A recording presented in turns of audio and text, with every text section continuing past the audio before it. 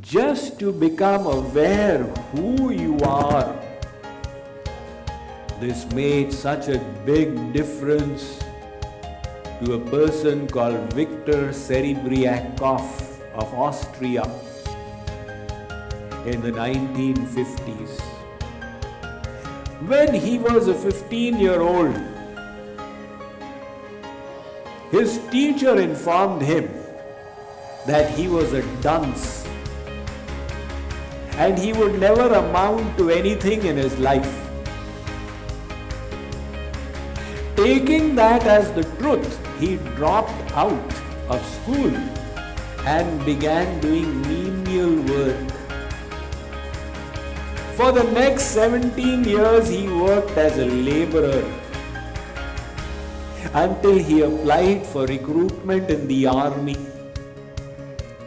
When the army checked his IQ, they discovered that his IQ was beyond 161. Their scale was only up to 161. So you expect about 1 out of 10,000 people to go beyond that. That was the first time he realized he was not a dunce but a genius. That mere self-awareness transformed his life. He began learning and writing books on his specialty, which was the lumberjack business. He joined the Mensa. You are aware of the Mensa, the Society for the Super Intelligent. American Airlines carries their quiz in their in-house magazine. At that time, the worldwide membership of Mensa had dwindled to 4. He took over as the head of Mensa and remained its chairman for the next 40 years until death, lifting it up to be an organization of worldwide impact. He went in one step from dunce to genius through self-awareness. So I am telling you that become aware. You are not a bag of chemicals called this body. You are the eternal soul. Once a gentleman walked into an antique and curio shop. He asked the old and wise shopkeeper, "Sir, which is the most astonishing item in your shop? Which of the curios and antiques that are present here would be considered the most miraculous?"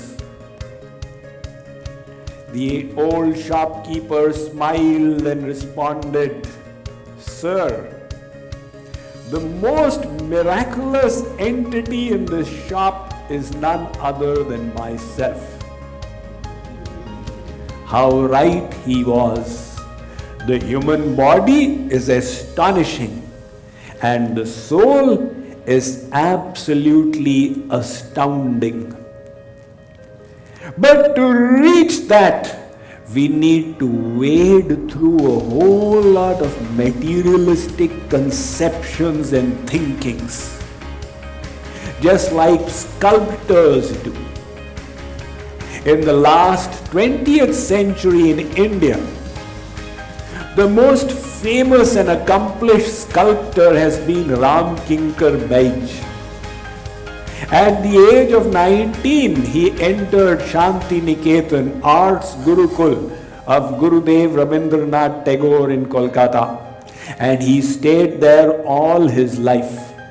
He made many masterpieces. One of them was a deity sculpture of the Buddha. One correspondent asked him, "How did you make this astonishing Buddha from a block of marble?" He said, "When I first saw the marble, I could see the Buddha in it. All I did was to remove what was not the Buddha." That is the perspective of a sculptor. He can see beauty where you and I can see a chunk of stone. So to see the glory of the soul, reject the materialistic thinking. In particular, there are some materialistic conceptions. This is called viparyaya. Anityanatma dukkheshu viparyaya matirhyaham. The Vedas state that in the materially conditioned state of life, as we all find ourselves, the intellect has been reversed. It is just like there was a table with a bottle of whiskey on it, and 3 mice were playing below. A cat leapt onto the table and knocked the whiskey bottle down. The whiskey bottle not only crashed, but it also broke, and the alcohol spilt on the floor. The mice got their first drink of alcohol and they became tipsy.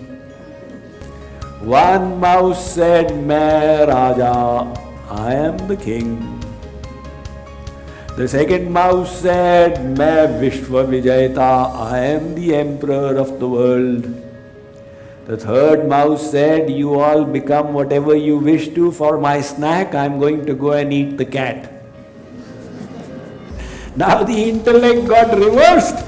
So the Vedas say that is the situation of the soul in this material realm.